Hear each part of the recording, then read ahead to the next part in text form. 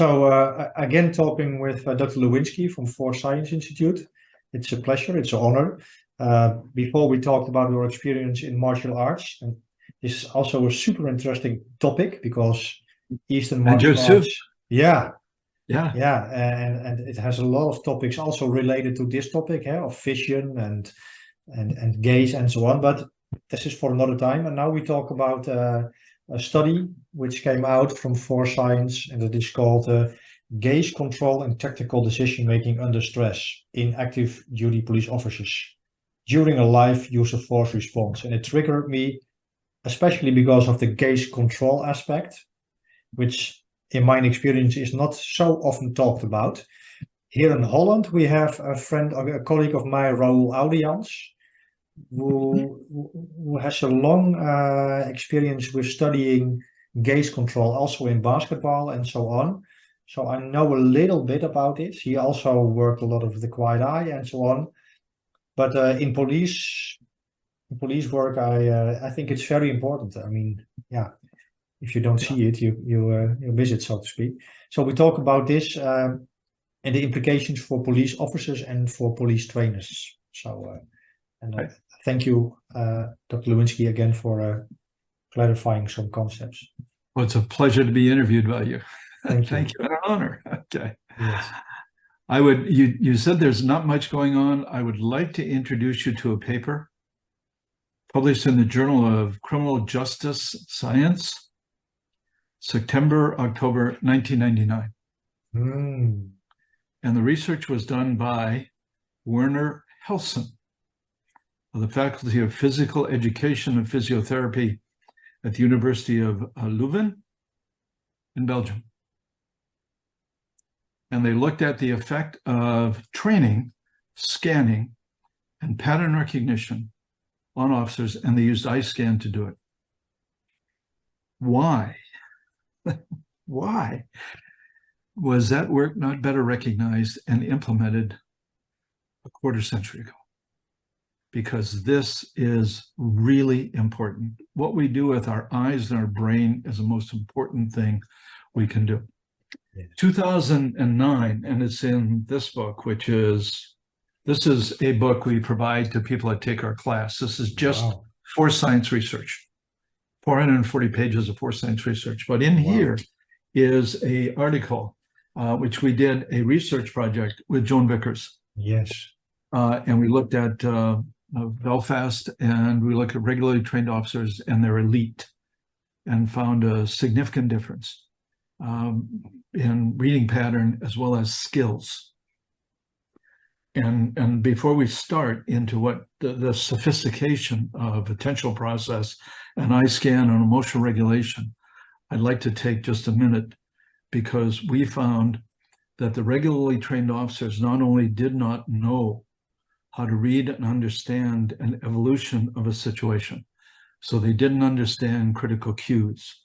And I'm not just talking about micro expressions. I'm talking about body movements, threatening hand positions like that should be recognized as, well, it could be a gun. Right. They didn't recognize, because the knowledge, the game knowledge, is not developed in the academy. But also the skill is not developed. These officers did not have the same skills. So in that study, and you could go to our website and get the study as well, we made 10,000 videos on skill acquisition and perishability in 3 major state police academies, primarily responsible for training all of the police officers in the state. And we found the traditional method of instruction, as you know from your science background on the psychology of learning, it defied, their methods of instruction defied all the principles of the science of learning. They were taught in block and silo. They spent on average 400 to about 800 hours of instruction on all of their skill level. And so they never developed their skill very well. And by time they graduated, the critical components of those skills were gone. So if we looked at weapon takeaway, you'd have to control the weapon. Yes. Okay, so you've got to grab it first.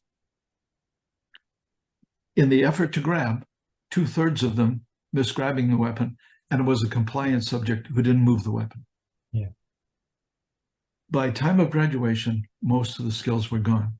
So when we look at the effect of high pulse levels, high stress levels on motor performance issues, before we start attributing the degradation of skills to stress, let's look at how those skills were not developed.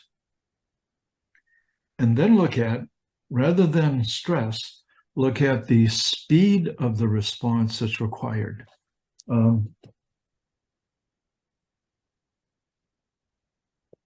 I have been putting keys in a lock since I was 6 years old.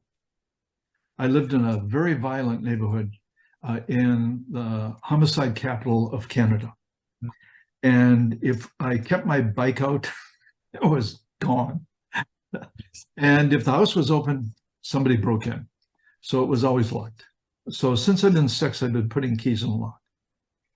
If I go to my car and try to stick the key in the lock as fast as I can on the column, or I go to my house and I try to put the key in and the lock on the door as fast as I can, my behavior falls apart. Yes. Because I don't have a motor program that operates at that speed. And one of the things we found in officers under stress is they try to escalate the speed, the intensity of their behavior, and that causes fine motor skills to fall apart. Now, So they operate at a speed which they cannot handle. Is that what you're saying? they've never practiced it. They've never practiced it. Yeah. It's like this. I mean, if I try to double the speed with which I put a key in a lock, Yeah. and I've been doing that for, I hate to tell you how many decades, but it's a really long time. If I change the speed, I don't have a motor program that's automatic that makes that work. No. And now the behavior falls apart. And so when we look at this, some of the elements that we may want to look at in regulation of performance under stress is make sure the skills are really good. Yeah. And then we'll look at other sorts of things. So the foundation is I'm trying. So the foundation is skills. So yes, if they don't have the skills, Yeah. skills when they're under stress and trying to perform them well, will degrade significantly. Yeah. And create serious problems for them. And then we look at that as Yeah. a problem of stress. Yeah. Not a problem of stress. Yeah.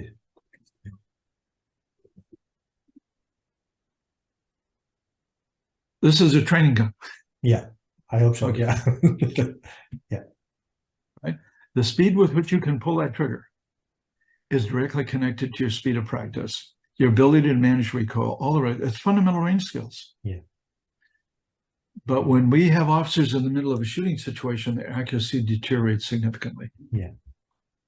When we put them on the range after they have left the academy and we only train them once or twice a year, their skill deteriorates significantly. Yes. By the time they graduate from the police academy, they are only 10% better than someone that has never had a gun in their hand in their life at common gunfight distances. Yes. And the question becomes, why all that money for such little gain? And the issue is we teach our skills in a way that don't guarantee some correct acquisition and then some maintenance of the skill across a period of time, so it's available when it's Yes. needed. And is this a question of too limited training time, or is it a question of wrong teaching strategies, or maybe both? I think it's a combination of both, because we tend to teach our skills when the range is available. Yes. And the range instructors are available, which makes it block and silo. Yeah. And our firearm skills are never linked to our rules by which firearms is used, and they will only get a small number of connections with that. It's never linked to de-escalation or psychology or any sort of emotional regulation issues or eye scan issues. It's a standalone skill. Yes. Block and silo, which creates the illusion of learning. which then causes a deterioration of the skill. So I was just reading a research out of Canada in which they were looking at difference between performance in situations in which you had simulations, whether you had a projection system like Virtua, or whether you had the goggles. VR, the VR stuff versus the simulation versus some sort of realistic representation. We've always gone for the realistic representation because we've always found the fidelity to really only be there in that. And so all our studies are done on that. And we usually double pulse at a minimum under those because we try to drive the fidelity. But in this study, they found a deterioration in accuracy and shooting skills. But was it because of the stress of the scenarios, or was there inaccurate shooting because the skills were never developed to begin with, and now you put some time compression on it, and then you attribute it to stress? So this is a question we always have to put in our mind. Is there a good skill? And then we can talk about stress, isn't it?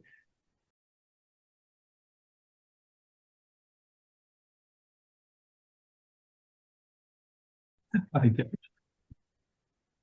Okay, so if I'm correct, the message is here that if the skill development is a very important foundation, and without a solid foundation, we cannot talk about stress in any. Right, it's an inoculation into a deterioration, against a deterioration of performance under stress. Yes. We just finished. It's published. You'll find it on our website, and it's a forensic biomechanics journal. It's open access, but we startled officers. We shot them as fast as we could. And what we found was those officers that were not skillful, they had some sort of recoil for 3/4 of a second. Then they started to make their motion, their recoil motion, productive. The officers who are better skilled had a recoil in which they were blocking, moving in some way, and they did that for about a half a second before they converted that into. The officers who had what we were talking earlier, some gaze control, understood the dynamics of an evolving situation. As soon as the person started to move, they were reading and they engaged in shooting to respond. There was no startle recoil. Because they knew the game. Yes. And that is so. If there's a chasm in the police training, it's that game knowledge that is so important with today's youth who spend so little time in social interaction. But how do we develop? Maybe it's a completely different subject than the study, but no, it's directly connected with connected. Okay, because I want to know, of course, how do we develop game knowledge? It's down here, one of your questions. Oh, okay. We'll get to that. Yes, you've thought about this ahead of time. Yes. Okay. I'd like to cover a few other things before we get into this. One of which is we think we've got a lot of attention and memory, but according to a comparison, we have almost zero desktop space, but a lot of storage and memory space. Our attentional resources are limited to, and I give you a simple task, you cannot write an alphabet, which everybody knows they have learned since preschool, A, B, C, D. They cannot write the alphabet and then throw basic arithmetic calculations at them and do those without that interfering with the alphabet. So we can't do two common, easy things at the same time. We have that much limited desktop space or executive functioning space. So what we pay attention to is really critical. And that's why it's important to train people how to read, because what we pay attention to is really critical and you won't see things otherwise. The next thing is vision is really important with attention. Yes. And under stress, Cola Vita in the 70s, Cola Vita in the 70s really tested this out and developed a phenomenon he called the Colavita effect. Oh, Okay. yeah. But what he found was he was able to validate that we have visual dominance under high stress. Our brain not only ignores sensory information coming in through other channels, but suppresses that information so it won't interfere with our primary source of information, visual acquisition. Okay, that leads to all sorts of problem issues. In a taser weapon confusion case, they will take a heavy gun, they will take the taser. In the deliberation room, in the jury, they'll pick up one, they'll pick up the other, and they'll say, I can tell the difference. Why can't the officer? And the fact is, the officer's not paying attention to what's in their hand. As their eye and brain are reaching out to solve a problem that's got to be solved in seconds. Yes. And their brain is cooperating with that by suppressing the feel of the instrument in their hand, the clothes on their body, the pain in their joints from an old injury. It's all gone. People attribute it to adrenaline, that surge of adrenaline suppressed pain. No. Your brain suppresses it so you can do what's important. So under vision and strong vision and stress, we become visually dominant, and our physiology supports the seeking out of information. What is important about that is twofold. One is focal vision is really, it's productive for information, but is not productive for perception of danger or reading the full context of something. The question becomes, if we tunnel vision, if we tunnel under stress, how do we have a broad field of view to identify threats in the open field? And in the police world, we say, how do we eliminate tunnel vision? I'm going, time out. Because tunnel vision, if you're playing cricket and you're not focused on the ball that bounces and how it bounces before you begin your swing, you're not tunneled in on that, you're in deep trouble. If you're playing baseball and you're not tunneled in on the ball in the pitcher's hand, if you're playing rugby and you're not also reading the play and then aware of what's going on around you simultaneously, so you get that either in sequence or in some combination, you're in trouble. Yes. You've got to have tight visual focus on what is perceived to be a threat. So tunnel vision is critical under high stress. And what we want to be able to do is control its effectiveness. But we also want to be able to have peripheral vision, because vision is critical in recognizing patterns. You know, what's interesting, reflexive response time, is the slowest response to any sensory process is with focal vision. The fastest response to any sensory process is with peripheral vision. The fastest. The fastest. There's been some so I would try to make it, so if something goes, how do you call it, attacks me from the peripheral? Yep. Okay. Yeah, you're moving, you don't even know you're moving. Your eye blinks and you don't even know your eye is blinked until after. That there is danger has always approached us in history from the outside. It's been the attack of the tree or the leopard coming out of the grass. Yeah. And so our peripheral vision is very fast response-wise. And unfortunately, because of rods are split, they're far apart in our eye. Cones are close together, that they're connected to our central focal vision, and they have color. And so we can see lines. But with our rods, we lack that. And so we see movement, but we don't get good cue identification. And what that means, if I see somebody looking like they're pointing a gun or they're about to punch me, that's real, even though it might not be. It might be really different when I get a focal vision if I have time. But the peripheral vision leads to the fastest response, which you as martial arts would know that you focus so that you can see the attack, the whole body out of your peripheral vision, and then respond with however to whatever that attack is. And so we need to learn, we need to teach people how to use both at different times and exploit the capability. And Bill, and can you, can you escape? You know, it's even more deeper question. If I'm in the tunnel, how do I know I'm in the tunnel? Yeah, maybe it's a strange question, but no, it's a great. It is so deep. It's like, why do I live? It's like it's well, level of death. Why am I alive? Who am I? Yeah, but if I get out of that tunnel vision, right? But for example, I've been threatened with a gun on my head. I have had a knife attack, and I was totally focused on. And I mean, I could not. There was no conscious decision to how do you call it, to scan in red. Right. So is it teachable? That is my question. Eh? Can we teach to go from focal to? Yes, we can. Okay. Listen, if Pavlov could condition his dogs to salivate to the sound of a bell to build that autonomic response, yeah, we have to train it. The question is, should we train it? Oh. Is it worth the time to train it? And that's why we are pushing schemas.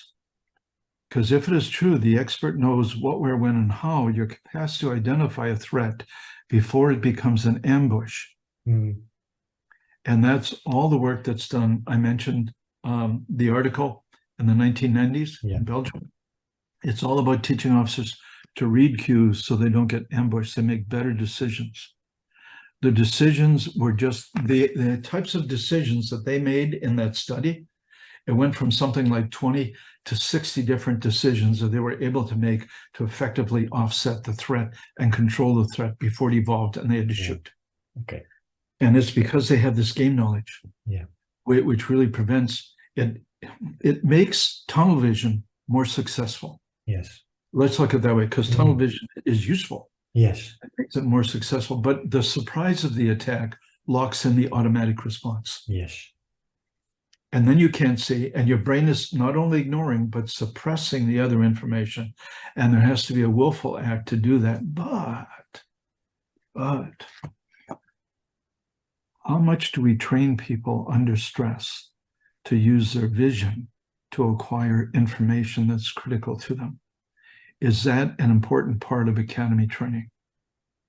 Now, our Secret Service and some of our special forces actually use a technique that we call a hood drill. Yeah, I know it. You put a hood on someone, then you have that boom, and then you pull it off, and you're de-escalating, or you're doing something else. They say that is stress inoculation. Again, time out. That's not stress inoculation. Because you're exposing people to stress. What you are doing is not just exposing them to stress. You're teaching them to use visual dominance to search. And you are shifting a threat where I don't know what's happening into a challenge. I've got to solve this. Where are the cues I can solve this? And because we have people who are claustrophobic in our police academies, we recommend setting up a door frame in the academy and then having somebody open a door, and there's a scene. You then have to engage. But you could teach that engagement in an academy by just showing. There is YouTube has a police tube section with just police confrontations. Yes. And you could take those into the academy and show the evolution and say, what do you need to see? You don't know how this is going to turn out. Where should you be looking? Yeah. And we start teaching game knowledge almost immediately. Before, if we did 5 minutes of that every day in the academy, by the time people graduated, they would be able to read threat and non-threat cues. They'd be able to, they would become very sophisticated. When I was a police instructor, I did a fairly simplified version. I let them turn their backs towards somebody, and then give a sign that they had to turn around and to to scan. And here in the Dutch police, we have an acronym called it's H from the H A A L O. It stands for, this is the procedure they follow, like looking at the hands, looking looking at the distance, looking at the body, and looking at the environment. So they have a like of scan procedure. And Sure. Yeah. I mean, you can talk about if this is the right sequence, but they are, it's automatisch, how do you call it? Yeah, they build an automatic response. Yeah, so Yeah. turn around, bam, look at your hands, scan. Right, right. I think police work is more sophisticated than that, though. Yeah. And I think we need to teach people not just threat cues. You need to learn how to read, what would be the most effective persuasive element in someone in a domestic violence situation. You need to learn how to read someone that's been sexually violated. Yeah. And how is the best way to work with them, and what you're doing, and whether or not it's effective in relating to them. Yeah. So we need to teach much more in the way of not just force skills and how to read. Of course. Yes. Yeah, right. But what you're doing is fantastic. Just have people turn around, and is that somebody asking for questions? Are they asking for help? Yes. Are they lost? Are they injured? Yeah. Are they about to attack you?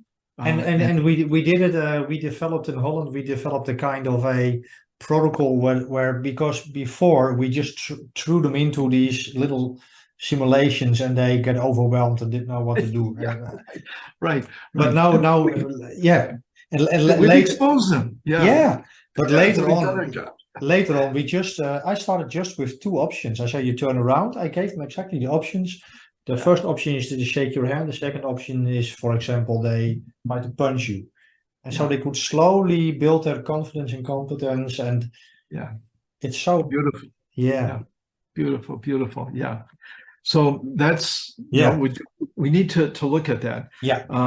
The other is that vision and emotion, the relationship between vision and emotion, which is what we're going to be talking about, is really complex. I don't know if you've ever seen the angry face in the crowd.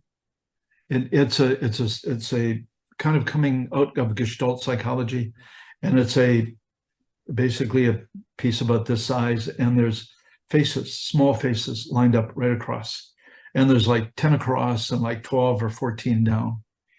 And if there's a happy face in there, you see it right away, faster than any other. But you detect the angry face the fastest of all. Yeah.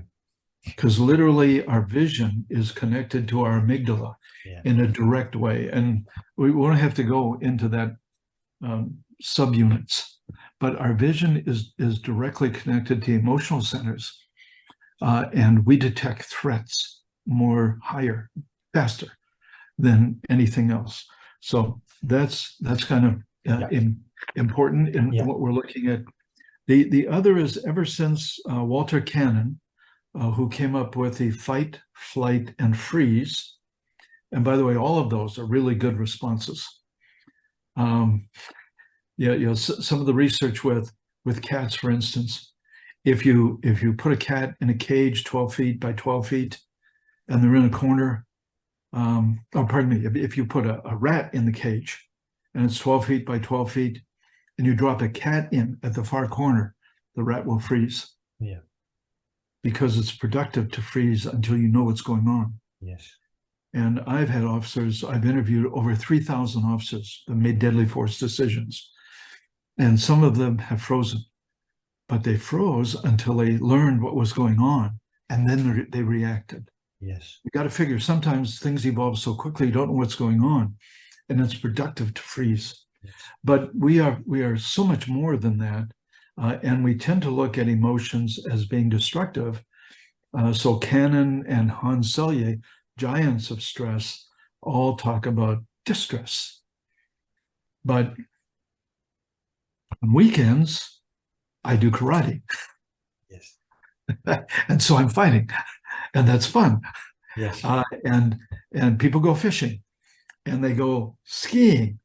They go down a hill on two boards at 140 miles an hour, and that's a treat. Or they try to put a ball in a hole 200 yards away.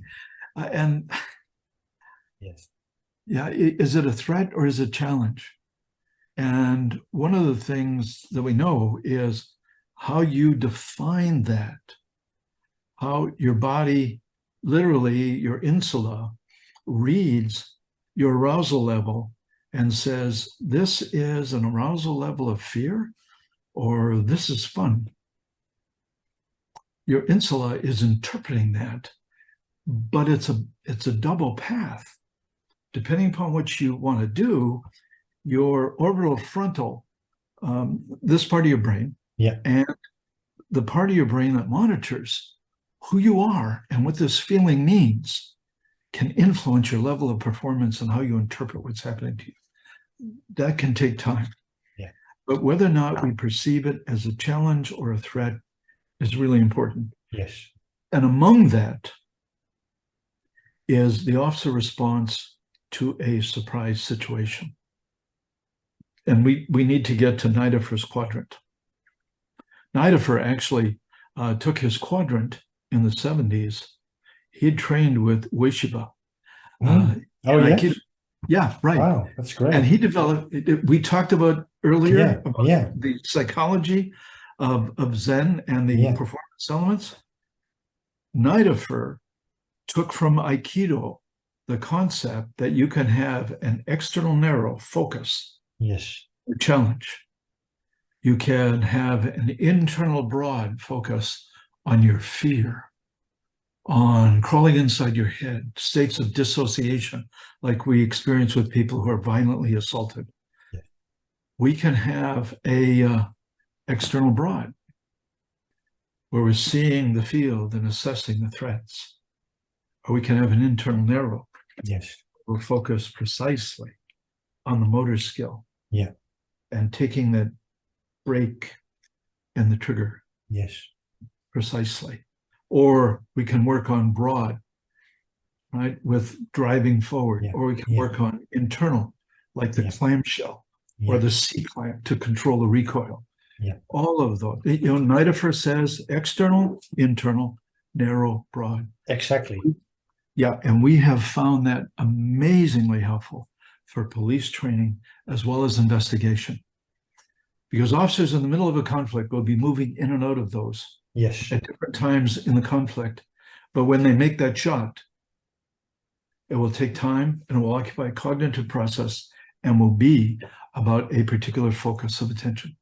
And is this, because I asked you, but is this, are we talking, if, for example, we talk about Nidafer, his external narrow focus, are we talking about Wolf external focus of attention, and are we talking about quiet eye, or is this a different is this a different model? What is really interesting, if you look at Wolf, and actually Schmidt, who used to did work with Wolf early. I think she did her PhD or postdoctoral work at UCLA with Dick Schmidt. Dick Schmidt, the father of motor learning.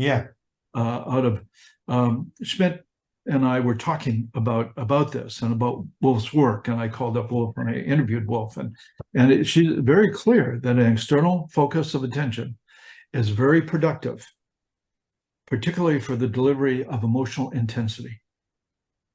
But I was at a class in May, high altitude precision shooting, right? So we're doing long distance shots, dealing with winds, crosswinds, high altitude, the gravity of the bullet and the rest of it.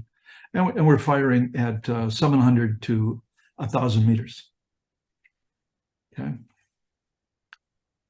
External narrow focus of attention. It's really, really critical. Okay. Longest shot I ever made with a handgun, 200 meters with a 1911, 9mm, dead center on a human target, 200 yards. External narrow focus of attention. No internal thought on the trigger press. No awareness of body position. Entirely focused on the sight picture, iron sights. Yes. Yeah. So it's all external narrow is so effective. And Bill, is this the same? Is this the same as in night effort model? Are we talking about the same Yes. external? Okay, that's okay. Yep. Yeah. Except the sensory process is now visual. Yeah. But it could be anywhere. Yeah. Yeah. You know, we've measured the trigger press on a Glock gun. Mm-hmm. So that's like this gun. The trigger press, if the slack is out of the trigger press is 6/100ths of a second to breakpoint. If the slack is out of the trigger, that's without the slack. With the slack taken out of the trigger, that press is now 4/100ths of a second. Mm-hmm. The reset is 2/100ths of a second. That controls your speed, your cadence of gunfire. Yeah. Your manipulation of the gun. This is all internal narrow. Yes. But part of how I was learning to manage recoil was standing on a 2x4 on a range, pose on the 2x4. And as the recoil is happening, the gun tends to want to flip. Yeah. And the instructor had me working with the total recoil of the body to maintain weapon alignment, and I'm pulling that trigger. All right? Yeah. And that's internal broad. Yeah. But when I'm working on an armbar takedown on somebody and putting their elbow up to change what's happening at the shoulder so I can take them into a cuffing position, that's internal narrow on the grab, position of hand perhaps, or maybe that's automatic.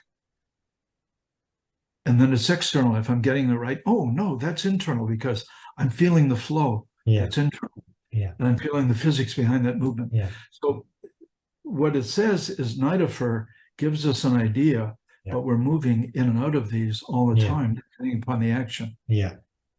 And can we say that in the latest phase, when we are pulling the trigger or throwing a punch, then we should move toward external focus, narrow of attention. Is that right? But we just did a case consult for the Attorney General for the state of California, and it was announced in November of 22. The results. It was the highest profile shooting in LA within about the last 10, 15 years. And it involved an officer named Tony McBride, who happened to be a 3-gun champion. And it trained with the instructors of Keanu Reeves, for the John Wick series. Taryn Butler is really a pretty fantastic instructor. I can tell you this because it's all public, but I focused on the external narrow focus of attention she had on shooting at an assailant who was coming at her with a knife at 40 feet. Now, our average officer shoots accurately at 40 feet, hits a human target with about a 12% probability. She was in the middle of chaos created by this guy. He drove into back of five vehicles at 90 plus miles an hour. Chaos all over, broken backs, injuries all over the place. Downtown, so central LA, just south. Anyway, it's all people all over the place. This guy's coming at her. He's a threat to everybody. He's 15 feet from the cars. He's 30 feet from over here. He's 40 feet from her. She's got to solve this problem immediately. He's high on meth, and he has already attempted to kill himself and drive into him. So there's no possibility of resolving this. She has to stop him. She shoots accurately, but to sight, she takes 3/4 of a second. She has got to focus on process to achieve an outcome. And you know that if you fired a gun. Yeah. You can't just point the gun and expect to hit this size of a target at 40 feet. you have to focus on your sight for some time. Yeah. And so you are shifting your attention from assessment, from outcome to process. Yes. Process to outcome. Almost every shot. And then that affects the whole. So we're deeply into what's going on in the officer's eye and brain in the middle of that type of encounter, and use our research that we're about to get into, and Nidafer's work, but we've got it timed. And the shooting was caught on her body cam, but we used a sound package off her body cam because the body cam did not catch muzzle recoil or muzzle flash because of, among other things, where it was positioned. But we could use the sound package to thousandths of a second. And with that, we knew precisely when the striker, the firing pin, had hit the primer on the bullet. Mm. And so we could tell to thousandths of a second what was going on in her eye and brain as we were looking at this process, using Nidafer's quadrant and an understanding of what was going on with that and the level of her training. So all of this stuff ties together when we're looking at human performance. Yes. And it comes back to the skill level, because if the officer has to focus on the application of the skill when they're doing an armbar takedown because they don't have the skill, they're taking their brain off really important stuff. Yes. And that's our fault. Yeah. But they pay the price because they don't do well in that situation. Then they have to escalate, or they get hurt or something, and it's our fault. It's our fault, but they get blamed for it. So this stuff is really important. Yeah, very important, yes. Yeah, okay. So the study, Bill, we have 10 minutes left on this. Okay. So I will, in about 8 minutes, we can make a shift again to transition. Okay. Transition. Eh? So I think we have laid the ground now for what is the importance of skill. I try to summarize the importance of skill level, how to talk about stress and distress. We have talked about Nidafer's quadrants, about external focus of attention and the very important role of vision. Now we go to the study, gaze control and tactical decision making under stress in active duty police officers during a live use of force response. So it would be great if you could, of course I have read the study, but maybe for police trainers and also maybe for officers themselves, what was the research question? How did you approach the study, and what are the research question was, we were looking at the effect of gaze pattern on a complex dynamic encounter, and we were looking at the effect of emotional arousal on performance under those situations. And we're looking at, we did some demographics, and we looked at some of the demographic relationships to tactical training or sleep have an effect on officers' assessment on what was happening. But within that, we had to create a situation that was, we say it had fidelity to an actual encounter. People will use virtual reality.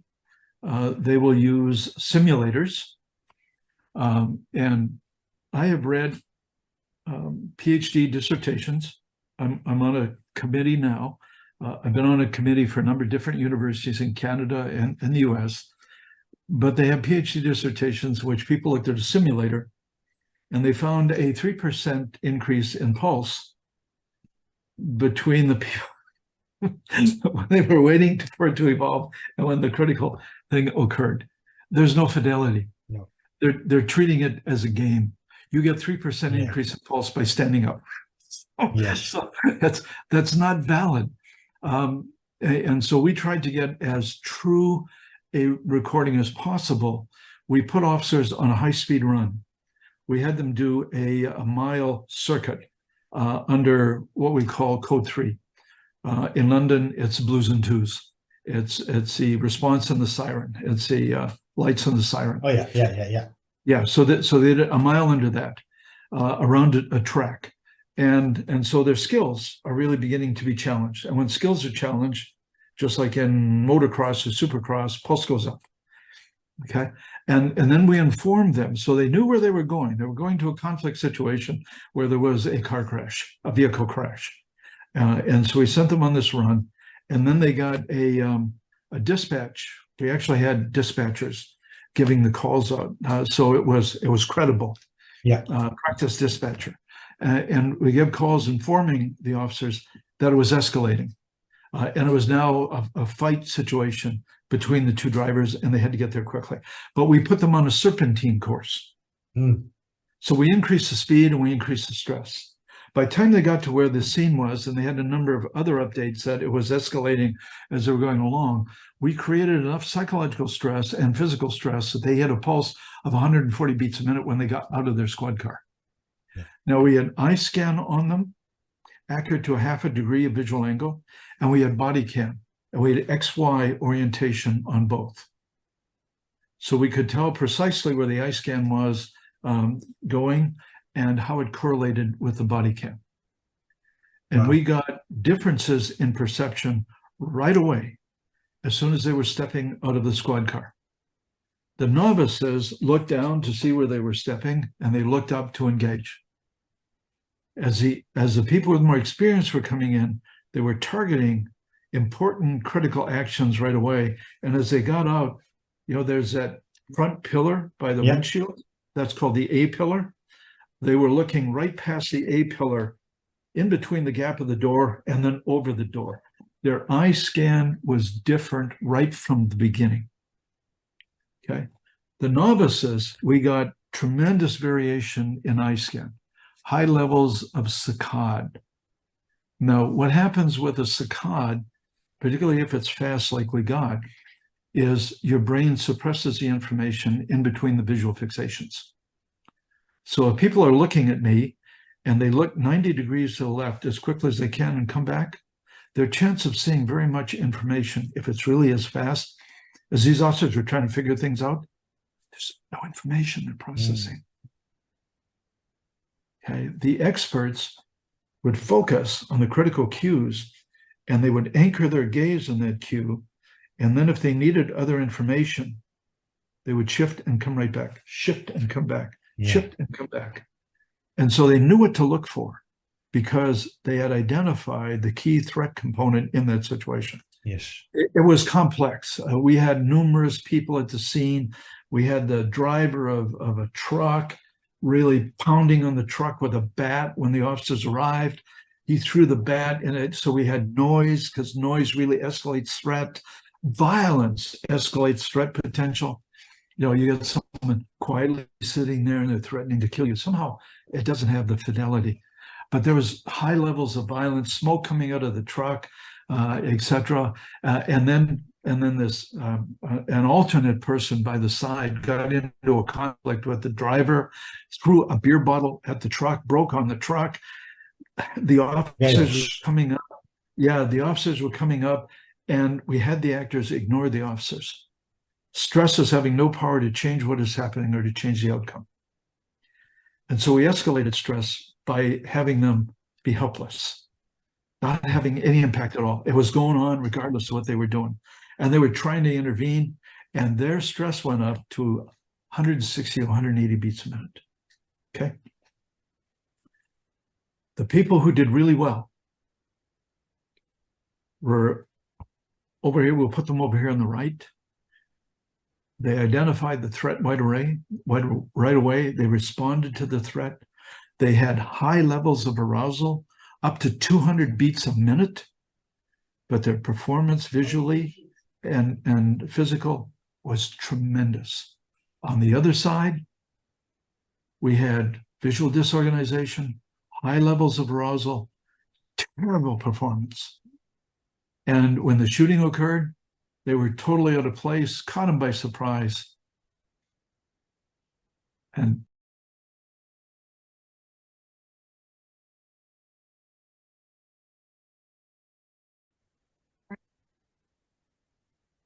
Yes, here we are again.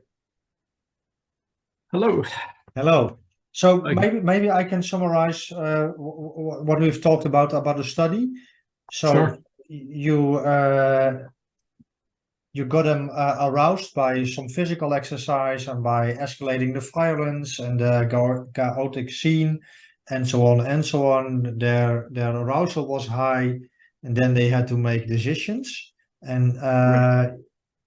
if I'm correct, you saw different visual scan patterns in the. Yeah, that's the question. In which groups did you saw the most, the more effective scan patterns, and in which groups you did not? And how do these visual scan patterns relate to performance? We had two groups, Yeah. ineffective, effective scan patterns, Yes. high arousal in both. Yes. Okay. Tactical training in this group, right? So they were familiar with weapons. Skill was automatic. They were also learning to read and to assess situations better. Yes.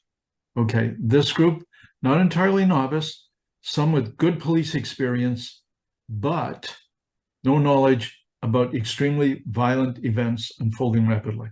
Yes. So this group knew where to look. This group did not. High level arousal in both.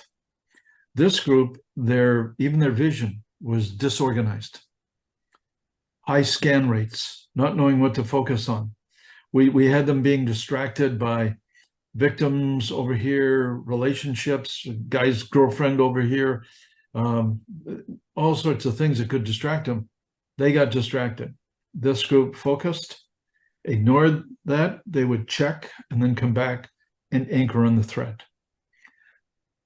A significant difference for us is this group was fatigued, and we didn't set it up that way.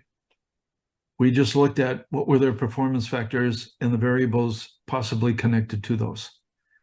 And they self-selected by their performance. The effective scan, the ineffective scan. The rested group versus the fatigued group. The training versus the untrained. And it's not that they were not trained, they were just not trained for rapidly evolving dynamic situations. And so those were the three distinguishing elements. And what this group validated is, and this is the effective performance, is the more experience you have, the better eye scan you have. You can anchor, you can make effective decisions because you're picking up critical information that you need. And yes, we can teach that. Helson and Starks in Belgium in 1999, in Journal of Criminal Justice, showed us that if we taught officers how to look, where to look, how to see things, they were so much better diagnosticians and decision makers. And that's a quarter century ago. Can I go back to the experience piece? But I'm not sure, but I can remember from studies, even from foresights, I don't know. I read some study lately where not just, it was like you can also have a lot of experience in looking at the wrong things. It sounds a bit like a Blauer quote, but experience itself, yeah, it can be a great teacher, of course, but how is this in this study, experience sec? It is the nature and the quality of the experience that we have found over and over again that makes a difference. Yes. I worked paying my way through university on a track scholarship, athletic scholarship, but I also worked in a paper mill, loading boats on the docks and breaking up log jams on the river. And we would talk about the boss who had no experience and didn't know how to do things. And we'd say he had 1 day's experience. Yes. 20 years of 1 day's experience. Yes. And we know police officers like that. Yeah. We know emergency workers that have that. And you'd prefer not to have them when you're doing important work. No. But they're there. They just don't seem to be able to profit from their experience. Or maybe they've not learned how. Yeah, so And so is what you're saying that experience alone is not sufficient, but you have, of course, the yeah, good, yeah, time in rank, time in the squad car, time in uniform yeah, is not anywhere near as important as what you're learning from that yeah, and how you're growing from that. And I don't know about police in Holland, but in this country, it is largely determined by the interest and the professional concern of the individual officer versus anything we teach them. They bring a professional knowledge that they want to get better. yeah, And they try to learn from what it is. And just like, I think we talked about a traffic stop study yes, in which we put 93 officers in a traffic stop. And we assaulted every single one of them, and only 3 effectively blocked the performance. yeah, 2 had trained. 1 was a female officer and took advantage of every single stop she had, regardless of what it was, communication, positioning, command presence, whatever it was. She went back and she said, how could I do it better? yeah, When this happens, how do I manage it? And so every stop she had, every experience she had was a learning experience for yeah, her. And very few people are that dedicated. yes, that's true. Yeah. Yeah, But those who had tactical experience in Mesa, in this study in Mesa, yeah, did much, much better. So it was not just experience, it was the nature of the yeah, experience. And we're finding in many ways it's also the officer who seeks out that extra training themselves. They use their off-duty time yeah. to take extra training. They're curious about how to get better. And how do we build that? Yeah, Dan Dworkers I talked yesterday with, and we talked a lot about doctors and their interest in training, and he talked a lot about building a culture of training and in investment in even if we have a team of doctors, just asking them, yeah, what is your mindset about training? Do you believe in training? Yeah. What problems do you want to solve with training? And I think most of the time, I'm also when I'm training, I think I'm too fast into the meat, into the stuff, without maybe yeah, meeting them where they are, because I'm interested. But Yeah, right. and we also talked about the difference. It was funny to talk about, because I asked Ben from in Brazilian Jiu-Jitsu, if I go to an evening class, it seems that everybody wants to learn, and you also cannot not learn, because then you're choked out, so to speak, eh? Yeah. And what is the difference? And we came, well, if you go to your karate class in the evening, you do it by yourself. You have to overcome some resistance. Everybody's learning. It's another, yeah, Yeah. It's that one thing that's characteristic, it's my impression, is curiosity. yeah, Yeah. yeah, And then, yeah. I was fortunate enough to have training from Kurt and Alexandra Edler, children of Alfred Edler. Oh, They were both psychiatrists in New York, and yeah, I took training from them in Vermont. But one of the things that Adler that they had, and Dreikers was really effective in utilizing this. He says some human beings have a drive for superiority. For some people, it's superiority over others. yeah, Some, it's superiority over knowledge. yeah, They want to be as good as they can be. yeah, And that's the culture that we yeah, need to promote, is yeah, that drive for professional excellence. yes. Yeah. And I think And how to do it is, of course, because you are doing it also. You also, for science has some effect in Holland also, because um, people read it, it becomes, how do you say, the good instructors know where to find good information, and Right. it's Right. not as fast as we like to see it, of course.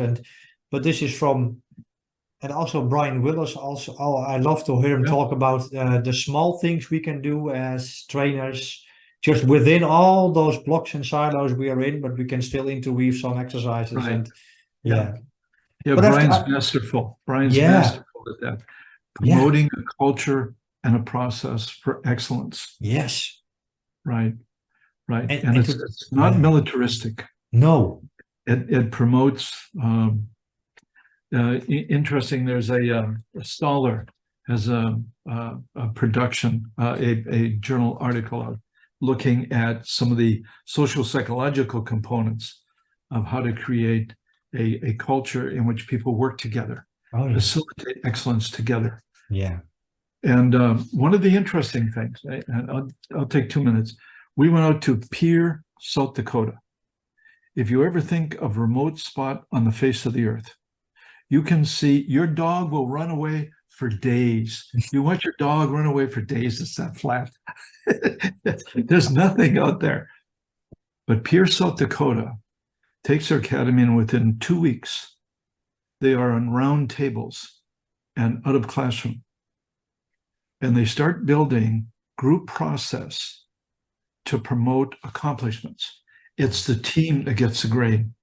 oh It's wow, the team that pushes each other. And they went from a failure with Aboriginal or American Indian females have no place in the culture.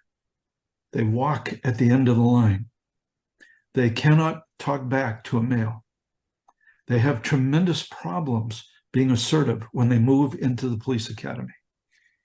They had a failure rate of 97% in arrest and control techniques, particularly with males, and firearm skills, with females on males. And when they started working with groups, yeah, the failure rate went to 3%. so Because group power, yes, group support builds that quality of excellence in the process. yes, And we are so social a being. yeah, So instead of competing, we build yeah, alliance and support yeah, and a culture that we will be better together. yeah, better together. That would be a great, yeah, Yeah, yeah. So it's an interesting process. We have a yeah, long way to go in this yes. profession. But okay, we But started, yeah. Bill, I have two questions about the study, and still. okay, yeah, The first one is a little bit nerdy question, but it's about the effective scanner, so to speak. right. Did they scan effectively because they know where to look? So in other words, their knowledge drove their attention or their pattern Yep. recognition. Is that Yep. fair to say? That's right. But effective scan rate also relates to something else. There's a speed with which you can read a book and understand the print. You go Yes. across the line quickly, you can't read it. Yeah. You go across it at the right speed, you can read it quickly and understand the words. Yeah. That's an effective scan rate. That rate also relates to what's available out there in the field. Yeah. If you're in the stands watching a football game, which is, we call it soccer, Yeah. but you're watching a football game, you can scan all over the place and not see a thing. Yeah. You can look and not see a thing. You can see chaos, or you can look and see precisely and read where the pass is most likely to go. Yeah. And that's Okay. an effective scan rate combined with knowledge about what, where, and when is happening on the field. Yeah. And the person who sees that sees as best they can. And can we teach effective scanning? Yeah, can we teach effective scanning not only by, of course, if we teach them the patterns or the most likely whatever trajectories of violence and so on, that the tactical knowledge, of course, one can teach them in the variation of exercise, but do we also because there are also people who are teaching the visual system SEC. You see those all those eyes exercises. Okay, No, no, I don't like those. no, Vickers doesn't like those either. We spent a lot No. of time talking about those. In here, yeah, you'll find a study, and it's on our website as well. It's the first study on our website. We put EEG skull caps on drivers with London Met. Mhm. And we talked about emotional response and regulation last time. But we put EEG skull caps on these drivers and we watched what their brains were doing as they went through. Their training, pursuit driver training, is a month long. Yeah. And it's all on. And we were monitoring what their brains were doing through the full month of training, as well as we measured their capacity to read and see what was going on in the middle of a high-speed pursuit. And fundamentally, we found this. When people immerse themselves in training in vivo for 1 month, and it costs them $85,000 American dollars for that training at the time we did this. By the time they finished that training, they saw 4 times more information. Things that actually entered their brain that they were conscious of, 4 times more information. And so there's no question that if you build visual familiarity and patterns, people see. It's just like I was talking about the football game. With the experience in football, you can look and see and recognize and predict. And can we how do you call it, speed up? I don't know if it's the correct word, but can we speed up the gaze? Yeah, the tactical gaze. This is a very bad English sentence. Yes. But Yeah. Can we teach them effective scanning strategies? Right. It's like you want to teach your officers to look at a particular pattern. Yeah. Usually the face, so you can identify the person. Then you go to gun hand. Yeah. And across the waist, or whatever that pattern is. Yeah. You can teach that pattern, and that pattern leads to very quick identification Yes. of a limited number of cues. But you can teach gaze patterns and seeing very quickly, because most people do not pay attention to anything. We operate literally unconsciously most of the time, and we are literally inattentionally blind to much of what is going on. The last time you drove somewhere, how many cars went by you? What color were they? How often did you touch the brake? I mean, we can't process everything. Otherwise, you need to see a therapist. But can we be more alert? Particularly times, can we ratchet up our awareness so we begin to see more? And the answer is yes. And can that be trained? And the answer is yes. But we have to begin to treat our officers like athletes.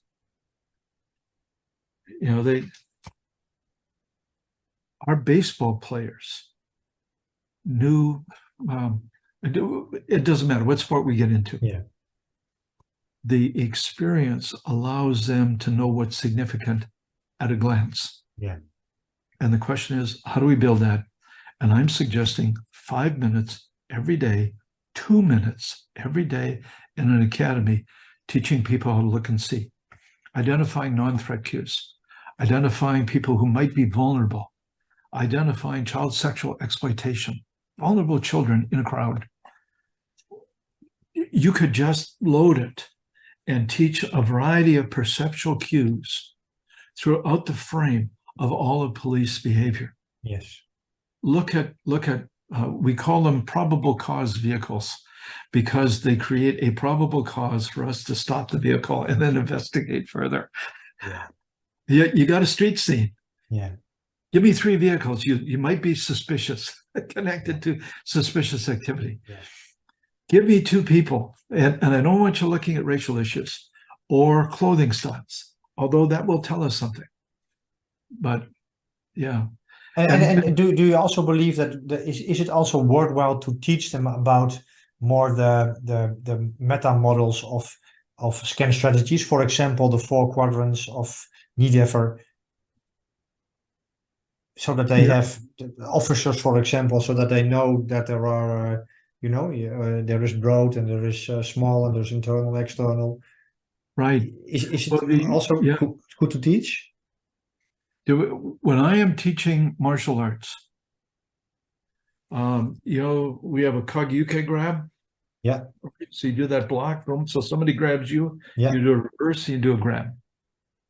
That Kag grab is broad and internal because I'm doing this with my thighs driving up to break the grip. And then I'm coming down and it has to be a grab.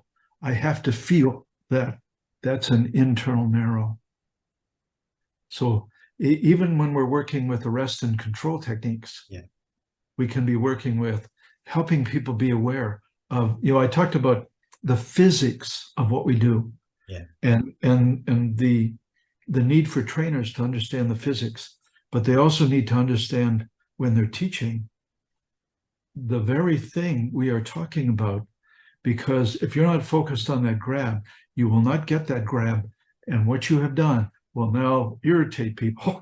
yeah, And they'll be mad at you, and yeah, you just made things worse. yes, So that becomes critical, and we need, if we're aware of these things, we can get people to focus on critical elements in their own learning, and they can be shifting automatically, and that gives them even more control. yes, Awareness equals control. yes. So you're right. It would be beautiful if we could utilize that Yeah, in shooting skills and even driving skills. yes, Your knowledge of the pressure on the gas pedal as you're going yeah, into a turn at high speeds. The reason people lose control is they don't have that modulated, and it's not automatic enough with fine motor control to control the speed and the regulation. Anyway, And can we say that the ultimate goal?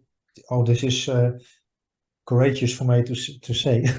Maybe I say something stupid, but is the ultimate goal with regard to scanning like visual flexibility, in the sense that beautiful. we can adjust our vision in one of those quadrants, whatever, bifocal from peripheral, in a more, yeah, for you have to be conscious to learn it, and then to automate, to make it more how do you say it? Yeah. So difficult word to use.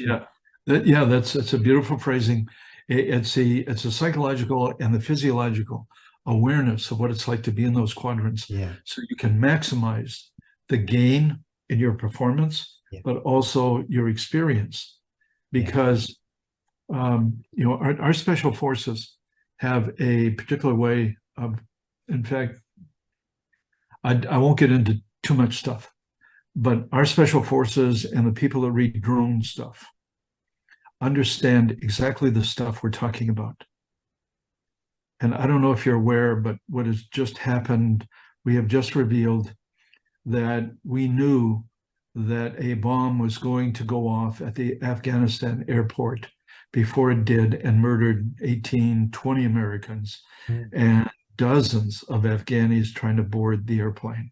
And we knew that. And we knew it because they read the behavioral cues. yeah, They had drone satellite, and they were looking long distance at behavioral cues. And the problem, I think, came from a misreading of the cues less than a week before, in which they bombed a guy they thought was going to blow up something at the airport, but he was really loading up tanks of water, not explosives. And they hesitated in making that decision. And this comes back to everything we're talking about gives us cues. We have to be careful about bias. yeah. We have to be careful about, but we need to learn how to read and see. And that is the most important thing as a human being and a professional, which police officers are. And It and is all about human interaction. yes, and who has to teach them what the cues are? Because for example, in martial arts, I grew up that my teacher told me what to look for, and Yep. because he's the master, so. But I'm not sure today, is this who teaches us where to look for as a police officer? Is this the more experienced cop? Is this Bill Lewinski from Force Science? Is this whoever? Erik who has the, who knows where the cues are? Yeah, right. And what is the certainty with which looking at something allows you to predict with accuracy? Also that, yeah. And how can you be critical about what it is that you're learning, while at the same time learning and being, so that you're not judging people on clothes and race, something, but you're really looking what might be threat cues within that culture. And now it's even broader. But who teaches it? I'm suggesting we spend 5 minutes every single day. The police officer is an actor within a cultural and a social setting. And the most important thing we can teach them to do, we've been looking at force factors, and how to read and assess force factors and performance under that. But the most important thing that cops do all day long is persuade people in and out of behavior. And they need to learn how to read the cultural milieu in which they are operating. And that can be done if we want to bother to spend some time on it. And most cops who have been around for a while know how to do it. We could bring that into the academy with little bits at a time, using common street scenes. We built a communication persuasion technique for London Metropolitan Police Department. And we looked at the behavioral, the kinesics of behavior, movement, and what that means, and proximity, how close, and type of action, and the rest of it. We built that for them because it wasn't anywhere in their training at that point in time. But a seasoned police officer understands that. In our culture, unfortunately, only 1/3 of police officers get what we call field training officer experience, where they get to ride with a professional officer. And then very often they will believe that their trainer, the rookie, will believe their trainer has X-ray vision because they see things, they see through clothing, and they see into buildings and through windows. But it's really just learning about what to look and where to look. And you look for behavioral cues, you look for bumps in the clothing, you look for pat downs. People get out of a car and they do this. Well, they're just checking to make sure their gun is secure in the holster. And so you see that touch, or they're patting down where they're hiding drugs, and we can teach them. Is this the kind of stuff they talk about in that little book, The Left of Bang? Yes, it is, and that's it's learning how to read, learning how to read within a context, and learning how to read within a cultural context. So, but I have one question left. But it's a little bit strained at the end of this conversation, but quiet eye training, because it's a beautiful term. And there is a lot of written, and my colleague Raoul Audians has published a lot about it. But for just the regular police officers, or maybe my colleagues, law enforcement trains, what is the quiet eye, and should we train it, and how can we train it? Right. The quiet eye was first discovered by Bickers in about 2007, 2008, which he was working on a research project, and found that there was a focus of attention for over 1/10 of a second on a target before somebody successfully pulled the trigger.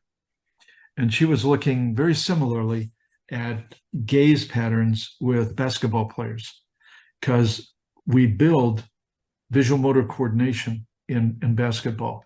They fixate, anchor their gaze on the rim, and that activates a motor program. No matter where they are in the court, they have a different motor program that's connected to the distance, that's connected to that gaze on the rim, and that's automatic process. You can't do it if you don't have the experience. Anchoring on the rim doesn't do you any good unless you've got a motor program that will fire, that will provide the right arc of the ball and the right speed to make that happen. But she's been looking at, and what we're learning to exploit is the experience connected to that visual fixation that then allows for an automatic motor program to occur. It is based on a concept of visual motor coupling, if we're looking at just mechanical action. Yeah. Ever since we were children, you have children, they go, look at daddy.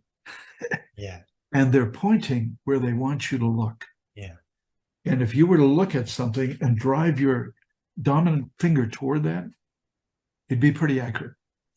And so we want to develop that sort of accuracy, but there's more to it than that.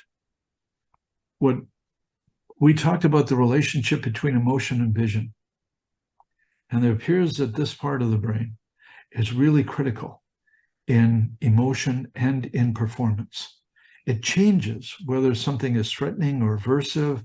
There's all sorts of different responses between this part of the brain and our sense of self and our emotional center. There's all sorts of different activation that goes on, including at V4 back here in occipital lobe. But the key is that when we fixate on something, we have a better chance of seeing what it is that's important to us. But what's important is we are now deeply into actively coping with what we're required to do. And this then takes threat and changes it into challenge. Yes. You can also say you have literally no time to think. Yes. Isn't it? Yes. Sure. Yeah. Thinking interferes with that sort of thing. You see, you fixate, you understand, you perform. And is this something we can learn people? Yeah, of course we can learn it, but just by saying, focus your eyes on the target or whatever. Mm-hmm. Is that true? The fixate, I mean, fixate on the target, or anchor on the target. All of that will help performance. Yeah. But the issue is we need to have the performance to begin with to be able to execute it. And we have to know where to fixate on, of course.